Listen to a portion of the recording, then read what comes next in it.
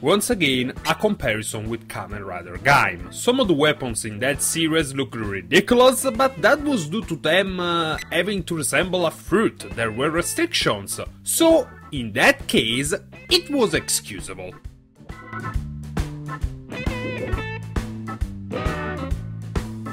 We ended up on one hell of a cliffhanger. Kiriko is about to be struck down by Machine Chaser to protect Shinosuke, except for some reason his arrow deviates up to the right, missing her by a mile. After this, Machine Chaser simply flies away, leaving behind a surprise group with a better Shinosuke. The Shinigami doesn't offer an explanation to the Furious Brain, mostly because he doesn't have one himself.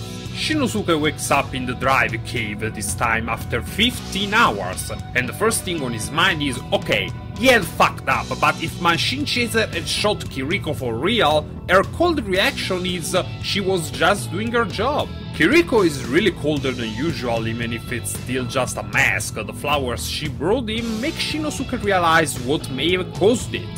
Kiriko wanted to come with him to meet Ayase, but he brushed her off pretty rudely.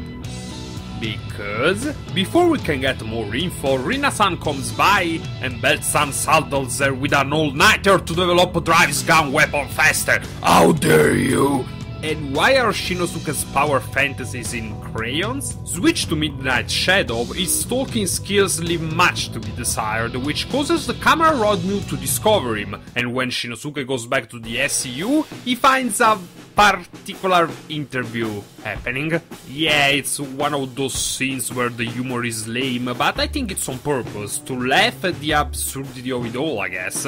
While Shinosuke is talking about the reason why Kenta wants the scoop on Kamen Rider, Kiriko comes and starts talking about the shift cars loudly in front of everyone, including Kenta. Seriously, how the fuck is Shinosuke's identity still a secret? Moving to the newspaper, we discover that Kusaka met his road mule while investigating Fontar. Kenta has been looking for Kamen Rider to help his friend, not really for the scoop of it. He had known about Kusaka and the road mule since the second building. He feels responsible for Kusaka's state of mind, which allowed the road mule to charm him. Kusaka wanted to clear their names, but Kenta told him to just give it up, essentially abandoning his partner when he needed support. Speaking of which, the SCU Tachi finds out that the cover-up of the story was because of politicians strong-arming the newspaper. They're all in the pocket of Kawashima, and the buildings crumbling are all theirs. Since Kusaka has been destroying them from newest to oldest, they now can predict the next target, but as they're heading there, once again, Machine Chaser. Shinosuke tells Kiriko to go on with Kenta, hoping he can talk some sense into Kusaka, and Machine Chaser lets them go, stating that he doesn't kill humans, they're not worth it, which is also why he always allows Shinosuke to transform before fighting, and boy, Dive's fights finally make me feel the speed! And as Shinosuke entertains Chaser, Kenta and Kiriko find Kusaka still whistling, and then back to Drive vs Chaser. The situation seems pretty even until Chaser cracks out the whip again. With Tridoron's intervention, Shinosuke dons type wild. The car then speeds away, no doubt to pick up his new weapon. We switch to Kenta, Kiriko and Kusaka again. Kenta is apologizing on his hands and knees, begging his old friend to go back to who he was before. But it falls on murderous deaf ears, and then the camera rod mute appears, which does not bode well at all. Back to Shinosuke, type wild is even the playing field, without being able to overpower his enemy though. That's when Tridoron comes back with Rin-9 Drive's latest weapon, the door gun. That's what Shinosuke calls it. I agree with Belt-san, it's not cool and it's not funny. Not even in the, look, it's funny because it isn't cool but he believes it is. Well, at least it's pretty powerful, but Shinosuke rushes in even if it's a long-range weapon. At least it's more effective than Kiriko's gun on the road mode, who all of a sudden announces that Kusaka is outlived usefulness. Back to drive, the door gun has limited ammo, unlike Chaser Bat, or better, Shinosuke needs to open and close the door to reload. Seriously, who the hell designed these things? Even Shinosuke agrees with me! And in the end, it's not even the door gun that chases Chaser away, but a sudden hallucination of Kiriko. What was even the point of introducing this thing? More Rina-san time?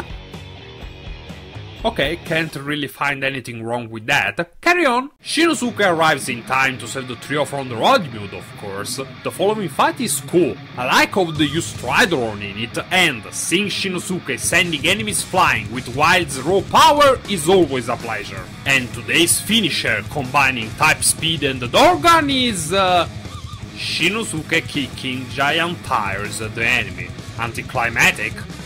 Well, Kusaka and Kenta have their reconciliation, even if Kusaka tried to murder Kenta not even half an hour ago. But anyway, yes, with his rap sheet being a reporter again is a pipe dream. Also, Shinosuke and Kiriko reconcile and she gets to meet Ayase, who wanted to meet her. And the reason why Shinosuke was so rude to her when she asked was that he didn't want Ayase and Kiriko to make fun of him. The hell? The last scene features Machine Chaser, who's contemplating his enemy's existence and his own. Apparently, Machine Chaser has no memory of his past and of how he came into possession of his powers. The mystery thickens.